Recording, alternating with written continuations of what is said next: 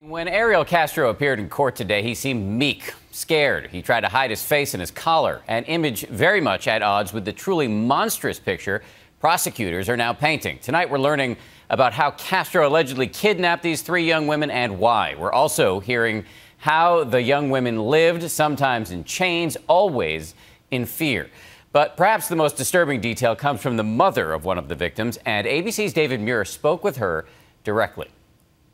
Ariel Castro. Tonight, the first glimpse of what an entire city now sees as a face of unspeakable evil. Ariel Castro, the one now held captive, hanging his head in court, handcuffed in a blue jumpsuit, charged with several counts of kidnapping and rape. And while his alleged motives remain a mystery, the prosecutor did not hold back. This child kidnapper operated a torture chamber and private prison in the heart of our city. Prosecutor Timothy McGinty saying the law in Ohio allows for the death penalty if it's proven that Castro caused miscarriages in that house of horrors. I fully intend to seek charges for each and every act of sexual violence, rape, each day of kidnapping, every felonious assault, all his attempted murders, and each act of aggravated murder he committed by terminating pregnancies. Those words delivered just 24 hours after the homecomings here, a decade in the making. We've learned that inside that van, Gina De Jesus was overwhelmed by the crowd. But she hugged her mother, who told her, "You can do it, give them a thumbs up." And she did. A mother helping her daughter all over again. Because she's still that 14-year-old girl. In my eyes, in my heart, she is. So much lost time. Yes. But it's awesome, though. No matter how hard it is for me, but it's awesome.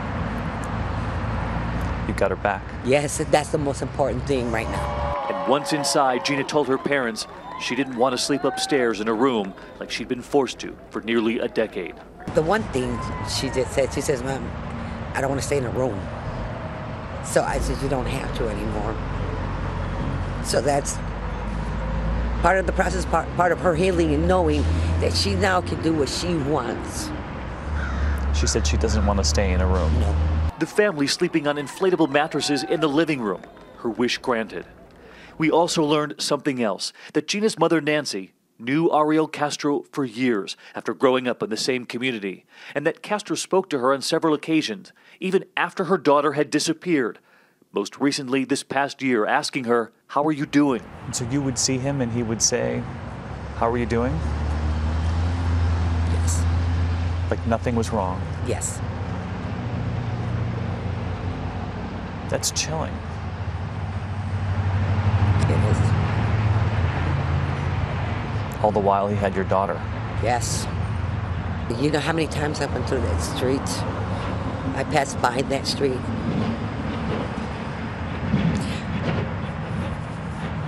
I have a sister who's 2.5 blocks away from there.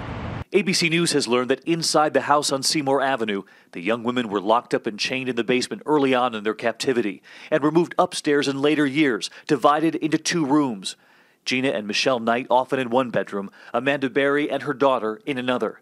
The young women were warned that there was an alarm system and that it would go off if they tried to escape. It's believed Castro would bring home food and the young women would cook it. Sometimes he would bring home McDonald's. And then there's the little girl, Amanda Berry's daughter, who was carried into that new home 24 hours ago. We now learn she was never told the real names of the other women in that house because of fear she might reveal those names in public. She was the only one Castro would take out to the park, and it's now believed to church as well. And now Ariel's family and friends trying to make sense of a man they thought they knew. His own daughter, Arlene, who was friends with one of the victims, Gina. In fact, she was believed to be the last person to see her on that walk home from school. She once told America's Most Wanted. My mom said no, that I can't go over her house. And so I told her I couldn't, and she said, "Well, okay, I'll talk to you later." Now her father is the one accused of stealing her friend. She spoke on Good Morning America. And what would you like to say to Gina, her family, and the other women now? I would like to say I'm absolutely so sorry. I really want to see you, Gina, and I want you to meet my kids. I'm so sorry for everything. He never mentioned anything about it. He's the best actor in the world. And we're now hearing from Ricky Sanchez, a musician who played with Castro, a longtime friend, who says he visited the home too many times to count, offering this chilling detail. When I was about to leave, I tried to open the door, I couldn't even, because there were so many locks in there. I mean, I said, wait a minute, I can't get out of here. Would you please help me? I said, oh, wait, I got it for you. And then he opened it for me. He says he was there just last week and that he met the little girl. He grabbed her by the hand. He introduced her to me as his granddaughter. She was shy. She don't spoke a word. As Castro sat in court, his head buried, the community wondering what now plays in the mind of a man accused of so much evil. Charged with kidnapping and rape on one side. ABC station WEWS reporting on a letter found in his home, remorseful, saying he's a sex addict. He has no remorse, in my view, for the victims, for his own family. He only has remorse for himself, because people who will do the depraved things that he has done or been alleged to have done for the past 10 years has not one caring or feeling bone in his body about humanity. His family now ruined by his alleged secrets, as 3 other families tonight celebrate their daughters smiling again.